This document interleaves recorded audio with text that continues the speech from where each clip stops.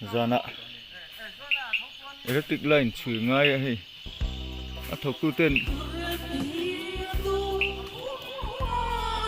han chui bê đồng đâu à han tí là han ple mà kan riêng nắm bằng riêng khát chịu eng mà sẽ eng kiếm lâu này hi line cắt tệ mà ram hồi ạ Zana chế thằng ai này khi lại thỉnh bục em phát chi lâu đưa đồ ăn chuồn là khen line quý cái là quý khi tổng em chỗ lần kia gắn electric làm bằng hông tu tên trong này chuồn khi kia mà thao có một ngày chừng ai đồn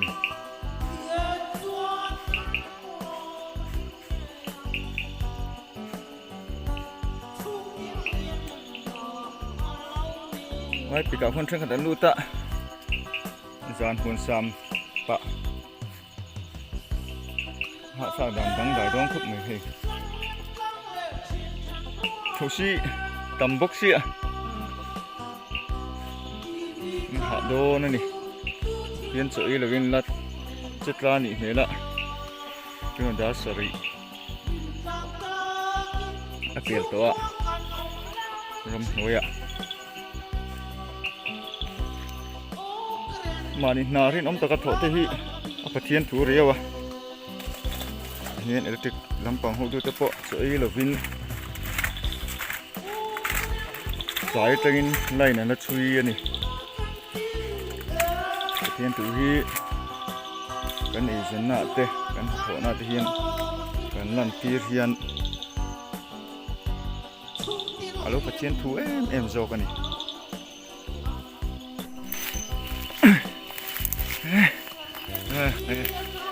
anh ngủ mẹ giờ nè vào cái ở cái suối ngủ harap pit ngủ huế trong chuôn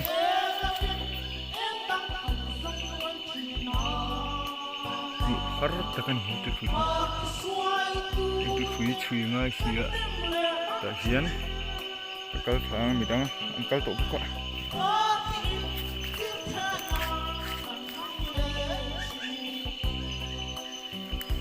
phía mộ về một thao tục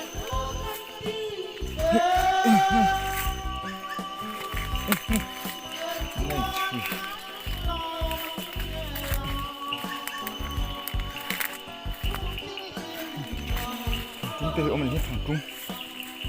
trung là đọ thì nghĩ là vơ thì lộ rớt ra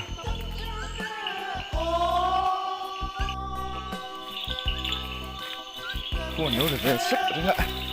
ôm bốc à chẳng chỉ rộ rễ hàng ngày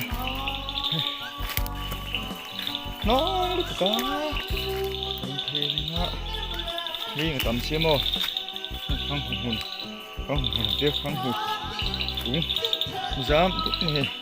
liên tục dám cố lụi này hình cái là ngạc cản về ngạ cuộc tự hộ mà tại được cả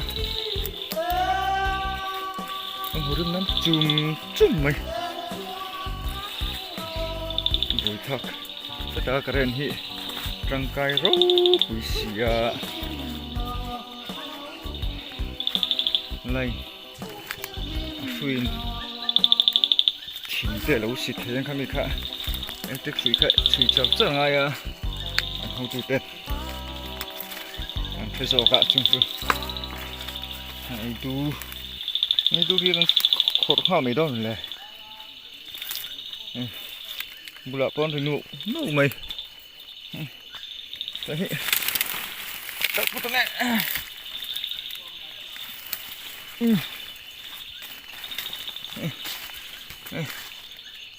mày mong gì về xí là cái lòng in cái tí chưa sắc lố mèo con hụ vắc mấy à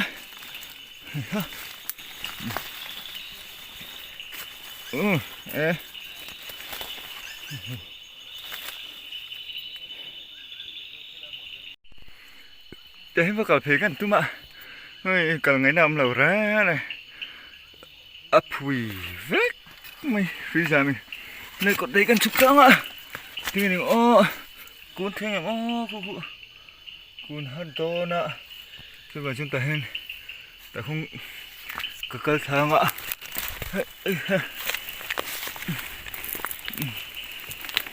chuồn đắng cậu diễn đang lại tuông ơi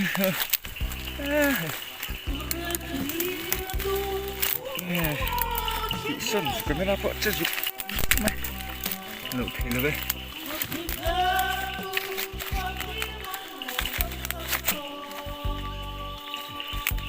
đây thì thổi bên về đây theo hóc tặc về dưới cả giờ lại chuồn lại đứng còn đèn chuồn đúng cái này anh kim lẩu vào liên cái tấm vé xịa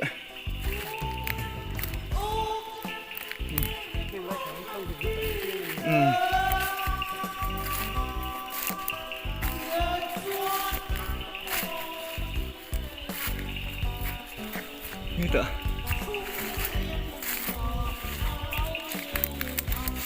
con dễ lắm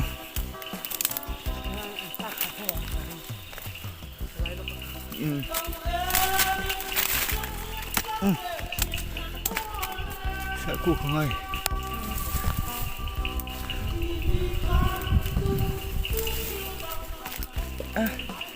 ba tu với tấm về cú đông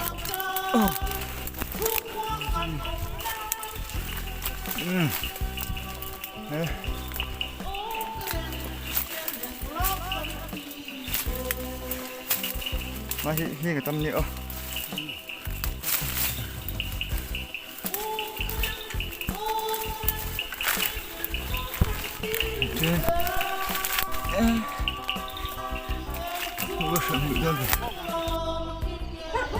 không cần yêu sầu lệ lộc ạ thì khóc mấy lắm mới thì cơ là chửi chú cái này chửi mù hát khóc mới phản mù dốc à chửi giảm về thìn về là một cái tầm xịa không tôi cho nên phản phí thật lệ phản phôi gì cơ tôi tê thôi về làm đó nhá chỉ lên không không làm quảng anh đi cho nên cái hôm nay cả tôi còn lại đôn lúc mà nè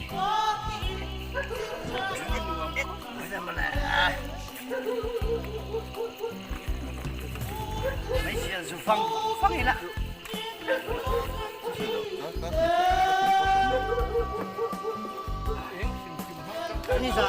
như giàn đáp thật ra ra còn chịu cái chuyện là